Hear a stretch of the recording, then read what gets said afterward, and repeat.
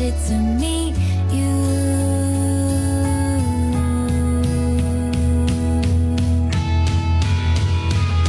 Assalamualaikum semua. This is your captain speaking. Yeah, go Captain! Yeah! First of all, saya nak berterima kasih kepada semua yang menghadirkan diri pada majlis malam ini. Alhamdulillah, saya telah selamat menikahi seorang wanita yang saya cintai, iaitu Zara Andrea binti Datuk Abraham. Saya dan isteri saya sebenarnya sudah bernikah sebulan yang lalu.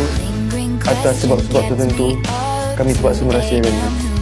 Dan di majlis pada hari ini, saya umumkan perkahwinan saya dengan isteri saya, iaitu Zara Andrea, dan saya harap Apa yang berlaku seterusnya terpulang kepada anda. Elevate, layari pautan di profil.